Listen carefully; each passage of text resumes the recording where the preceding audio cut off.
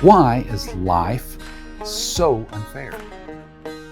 Stick around. I might have an answer for you.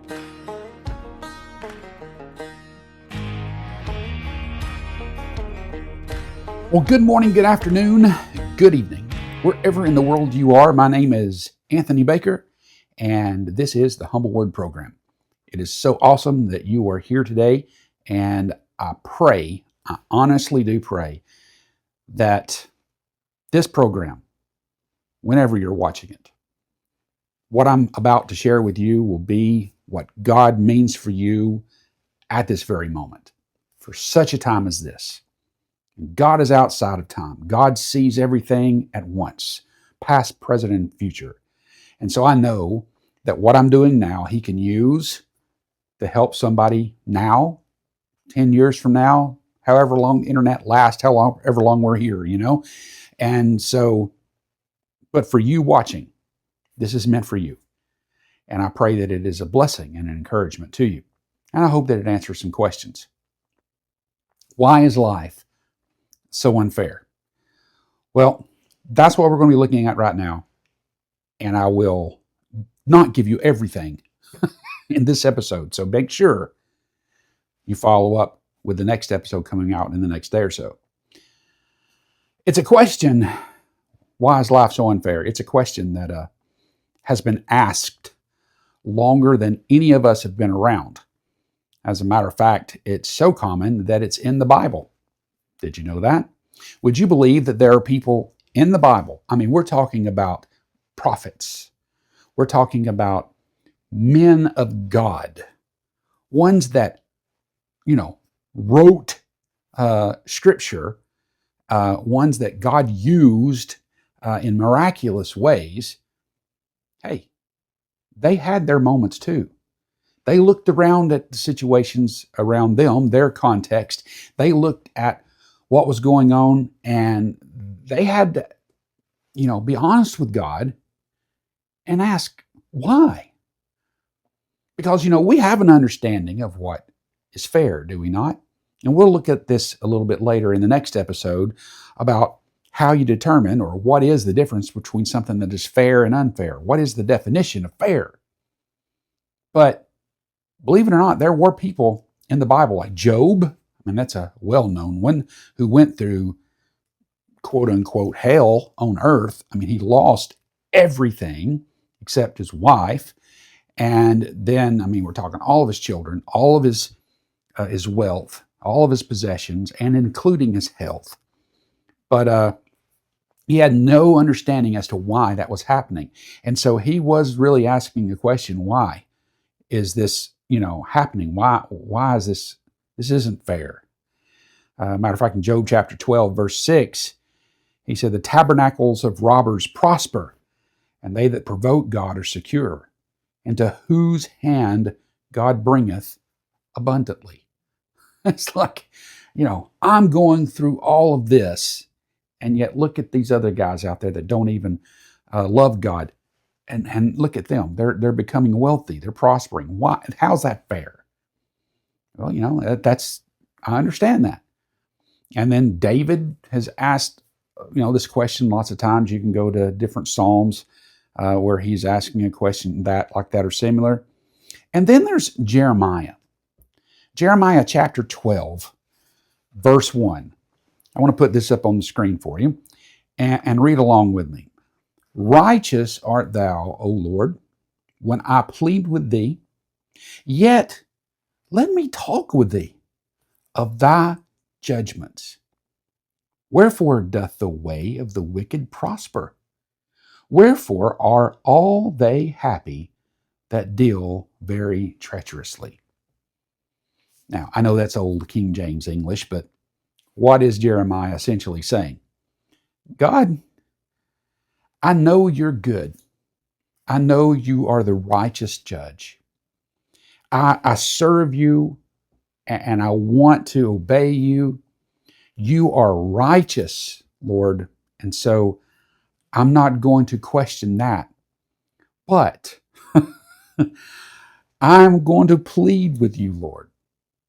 I'm going to beg of you to at least give me an idea of why you're doing the things that you're doing, or you're doing it the way that you're doing it. Why is it that the good people suffer and the bad people grow rich? Even Jeremiah was asking this. And so it's not a bad thing. It's not an ungodly thing. It's not something that shows your faith is weak. It's not something that shows that you're out of favor with God. If you ask an open, honest question from your heart, because you will be right in good company with men in the Bible.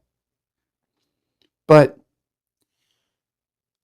the first thing I want to share with you as we begin to answer this question is, we live in a fallen world. Why is life so unfair? We live in a fallen world. Now, what does that mean? I mean, where does that word fall or fallen come into play? Well, going all the way back to the book of Genesis, all the way back to the beginning. Everything has a beginning. And all the evil in the world, all the brokenness in the world, all the sin in the world, all the things that break our hearts every day, from people doing bad things to just things bad happening and things that just seem to make no sense. All of that had its beginning in the Garden of Eden when Adam and Eve sinned. When they sinned, as the book of Romans tells us, their sin essentially ruined paradise. Sin entered into the world, and death by sin. So you see, everything was affected. The world is in a fallen state. It's not the way it was originally created. It's broken.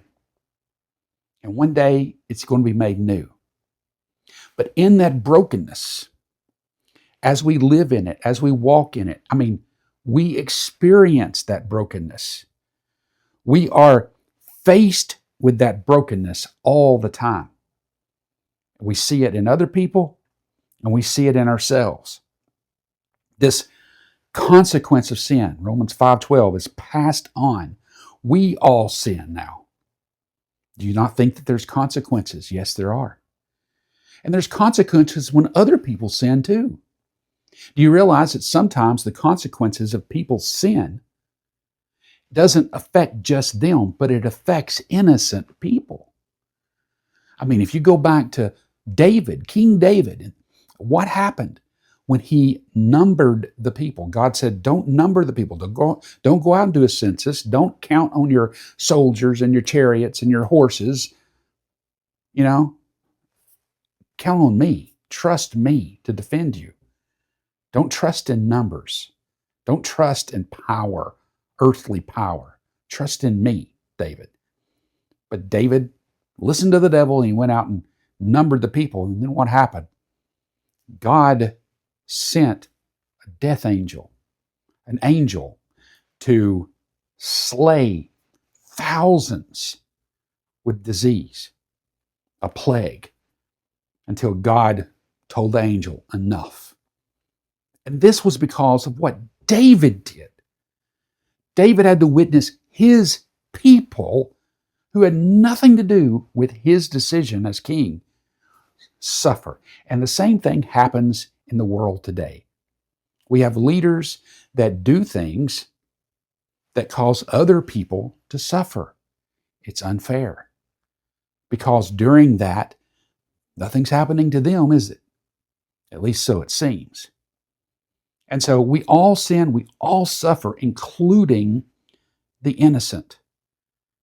And we suffer and we're affected even when we don't even think about it.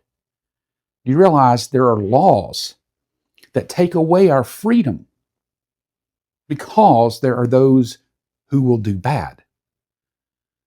We are safer because there are speed limits, because some people don't know how to drive, and they'll go 100 miles an hour in a 30 mile an hour speed zone, And so there's limits, there's laws, there's consequences for breaking them.